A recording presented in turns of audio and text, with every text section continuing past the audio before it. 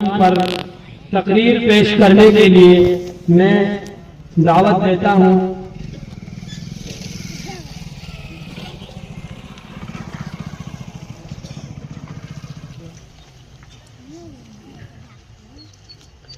مسجد اقصی کے عنوان سے تقریر ہے محمد عبد المومن کی، ان کو میں دعوت اسٹیج دیتا ہوں۔ اور اس وقت مسجد اقصی کا جو مسئلہ ہے وہ ساری دنیا کے سامنے ہے، فلسطین، غزہ اور حماس اور مسجد اقصی، اس کی کیا وہاں کے لوگوں پر کیا ظلم اٹھایا جا رہا ہے وہ سب ہمارے سامنے ہے۔ روئے زمین پر قائم ہونے والی دوسری مسجد مسجد اقصی ہے، اور رسول اللہ صلی اللہ علیہ وسلم کے سفر معراج کی عظیم یادگار بھی ہے۔ اسی کے ساتھ ساتھ اسے یہ شرف بھی حاصل ہے کہ وہ مسلمانوں کا قبلہ اول ہے، اور خلیفہ دو سیدنا حضرت عمر رضی اللہ تعالیٰ کی امانت اور صلاح الدین ایوبی جیسے بہادر اور شجاع اور شیر صفت انسان کی ایمانی جرأت کا مظاہرہ بھی ہے، اور خلافت عثمانیہ کی شان و شوکت کی مبہر کی تصویر ہے۔ اور افسوس افسوس افسوس یہ کہ 21ویں صدی ہجری کے 56 اسلامی ممالک افواج اور حکمرانوں کی بے حسی کا ایک نشان بھی ہے کہ آج وہاں کے مظلومین معصوم دودھ پیتے بچوں پر ظلم و ستم کیا جا رہا ہے، لیکن ہماری وہ مسلم حکومتیں جنہیں دنیا کے اندر صرف مسلم حکومتوں کے نام سے یاد کیا جاتا ہے، وہ چپ بھی سادے ہوئے ہیں، ان کے کانوں پر جھوٹک نہیں رہ رہی ہے، انہیں اپنے مظلوم اور مسلمان بھائیوں کی ذرا برابر فکر نہیں ہے۔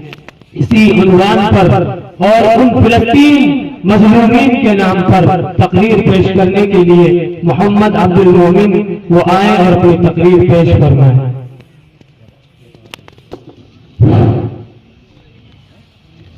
الحمد لله كفى وسلام على عباده الذين اصطفى، أما بعد، فأعوذ بالله من الشيطان الرجيم، بسم الله الرحمن الرحيم۔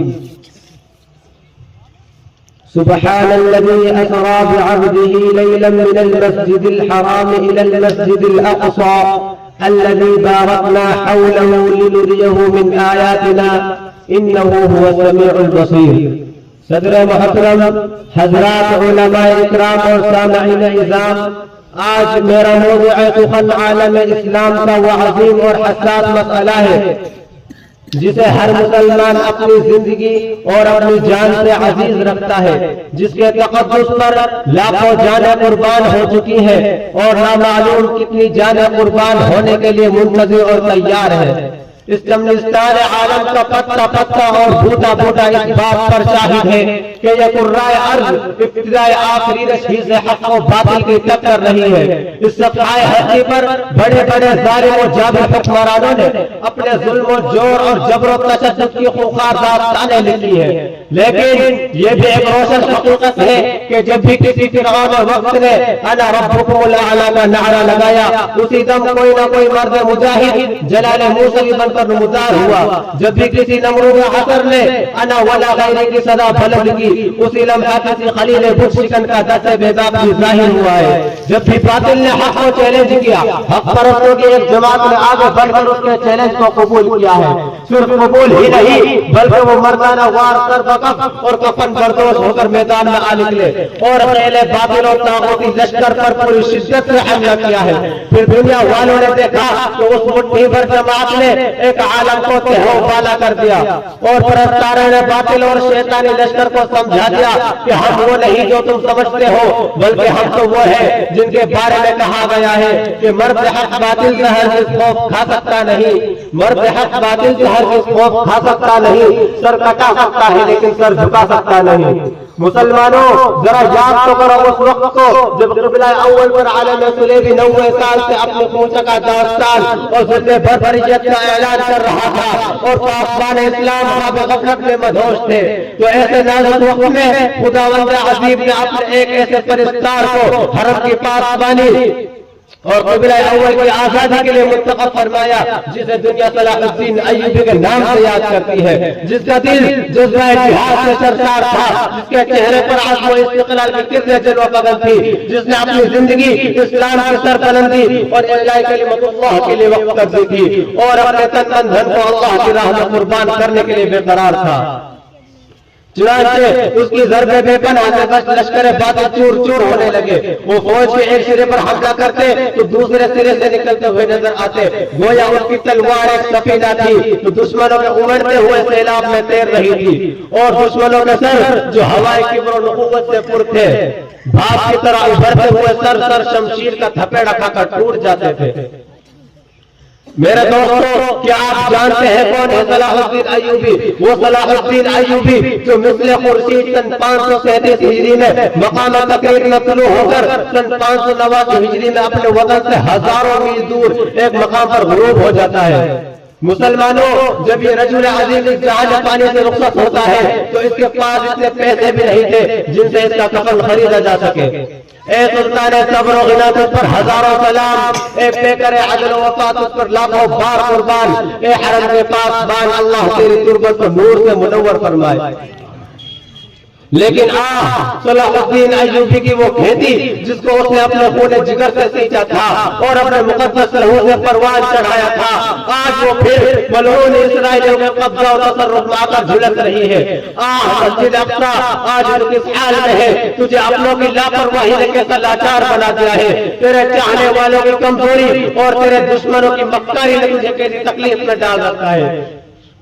بدبختی ہو جو کہ اسلحے کی ٹھوکریں تجھے کتنا رنج دیتی ہوں گی۔ تیری وہ سجدہ گاہ ہے جہاں کبھی مقدس ترین ہستیاں اور نبوت کے پیکر پیغمبران الہی سجدہ ریز ہوتے تھے، آج وہاں مجرم یہودیوں کے ناپاک اور بدبودار اجسام ہوں گے۔ جہاں کبھی تکبیر و تحلیل اور تحمید کے زمزمے گونجتے تھے، مگر آج یہودیوں کے منحوس فوجیوں سے تجھے کتنی گھن آتی ہوگی۔ مگر ہاں اے مسجد اقصی، ان دلخراش حالات سے مسلمانوں کے سینے زخمی ہے۔